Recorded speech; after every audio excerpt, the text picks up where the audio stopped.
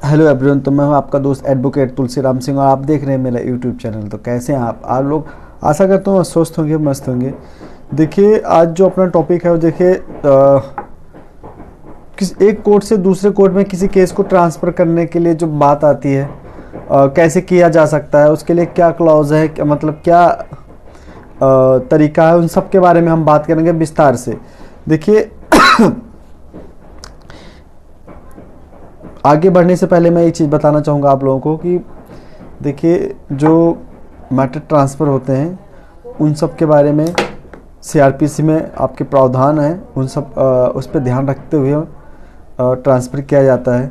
ठीक है, तो एक स्टेट से दूसरे स्टेट में ट्रांसफ़र किया जाता है और एक कोर्ट से दूसरे कोर्ट में किया जाता है, एक डिस्ट्रिक्ट से दूसरे डिस्ट्रिक्ट में किया जाता है। सारे प्रावधान हैं जो सीआरपीसी 406 अंडर सीआरपीसी 406 सेक्शन 406 से लेकर और 412 तक इसमें पूरे ट्रांसफ़र करने से रिलेटेड नियम और रेगुलेशन बताए गए हैं। तो एक बार मैं चाहूँगा इसको ब्लैक बोर्ड पे, मतलब बोर्ड पे आपको लिखने के माध्यम से समझाएं ताकि आप लोग अच्छे से समझ सकें। तो अभी हम ब्लैक बोर्ड की तरफ चल रहे हैं। ओके, तो फाइनली हम ब्लैक बोर्ड पे आ गए हैं। तो आप लोगों को समझाना चाहूँगा। देखिए, जो ये सीआरपीसी 406 से लेकर 412 तक है, यह आपका केस ट्रांसफ़र करवाने से लेकर होता है कि हर उसमें अलग अलग स्टेट का अपना अलग अलग केस ट्रांसफ़र करने के प्रावधान होते हैं। ख़ास तौर पर मैं एनआई एक्ट की बात कर रहा हूँ। एनआई एक्ट 1881 के बारे में बात कर रहा हूँ, जिसमें अंडर सेक्शन 138 जिसमें चेक बाउंस होता है और चेक बाउंस से रिलेटेड मामले होते हैं। ठीक है, और इसमें एनआई एक्ट में उसका का एक हिस्सा है जो डिजिटल ट्रांजैक्शन आता है, payment and settlement system act होता है। तो इसमें बताया जाता है 442(1).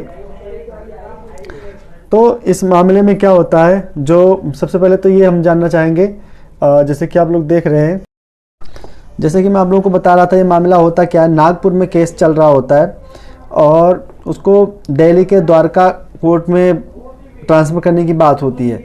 अब चूंकि सबसे पहले तो ये जान लें कि जैसे कि अभी मैंने आप लोगों को बताया कि सीआरपीसी की धारा 406 से लेकर 412 तक जिसमें केस को ट्रांसफ़र करने से रिलेटेड बातें बताई गई हैं, उसमें रूल, उसके रेगुलेशन, सारी चीज़ें उसमें बताए गए हैं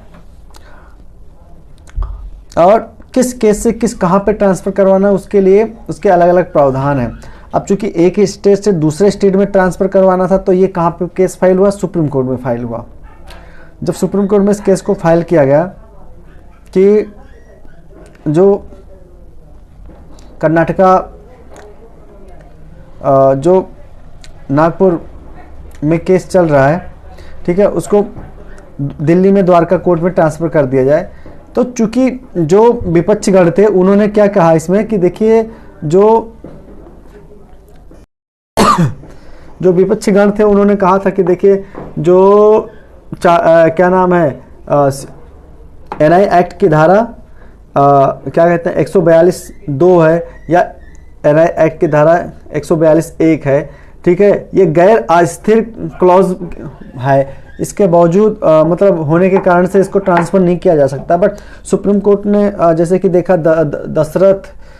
दशरथ रूप सिंह राठौर बनाम महाराष्ट्र राज्य 2014 का है मामला, जिस पे भरोसा करते हुए उसके विपरीत जजमेंट सुनाया गया। और सबसे पहले मैं आप लोग को ये बताना चाहूँगा, मतलब इस पर सुप्रीम कोर्ट ने अपना मोहर लगा दिया है केस को ट्रांसफ़र को लेकर, और ये केस ट्रांसफ़र करने की अनुमति दे दी गई है।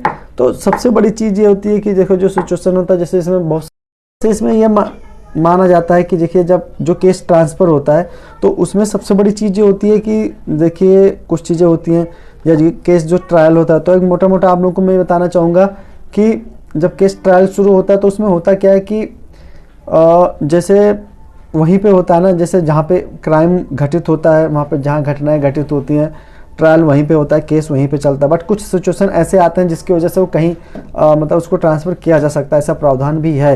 आप अगर ट्रांसफ़र करने से रिलेटेड अगर कोई भी डाउट है तो आप इसमें क्या कहते हैं, सीआरपीसी 406 से लेकर 412 को आप देख सकते हैं, उसके रूल देख सकते हैं, जान सकते हैं। ये जो याचिका डाली गई थे योगेश उपाध्याय बनाम अटलांटा लिमिटेड कंपनी करके है, 2023 का ही जजमेंट है, लेटेस्ट जजमेंट है, इसी महीने का जजमेंट है। तो आशा करता हूँ जो आप लोगों का केस को ट्रांसफ़र करने से रिलेटेड जो कोई भी सवाल था वो आपका क्लियर हो गया होगा। और बस आज इतना ही, मैं फिर मिलूँगा एक नई वीडियो के साथ। तब तक के लिए जय हिंद। बोलने से पहले एक बात और कहूँगा, देखिए अभी जल्द में कई लोगों ने मुझे मेल किया था और फोन कॉल भी किया था AI एग्ज़ाम, AI V17 जो एग्ज़ाम हुआ है उसके रिजल्ट के बारे में।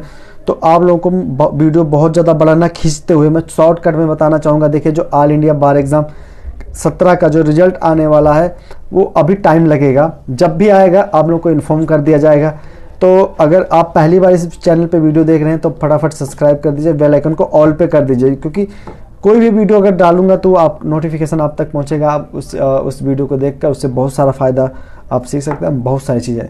और मैं आपको एक बार और रिपीट करना चाहूँगा, इस चैनल पे आपको बहुत से ऐसे लीगल कंटेंट मिलेंगे जो आपकी लाइफ में बहुत ज़्यादा यूजेबल होंगे, चाहे आप कॉमन मैन हो, लॉ स्टूडेंट हैं, या आप एडवोकेट हैं, या इंटर्नशिप जो भी है स्टूडेंट हैं, आपके लिए बहुत उपयोगी होगी। क्योंकि और देखिए दूसरी बात मेरी कोशिश ये होती है कि मैं नॉर्मल भाषा का यूज़ करूँ, मतलब जिसको आप कह सकते हैं कि बहुत बेसिक भाषा यूज़ करता हूँ ताकि हर किसी के समझ में आए, जो प्रोफेशनल लोग हैं उनको भी और जो अनप्रोफेशनल हैं उनको भी समझ में आए और उसका फ़ायदा उठा सकें, लाभ उठा सकें।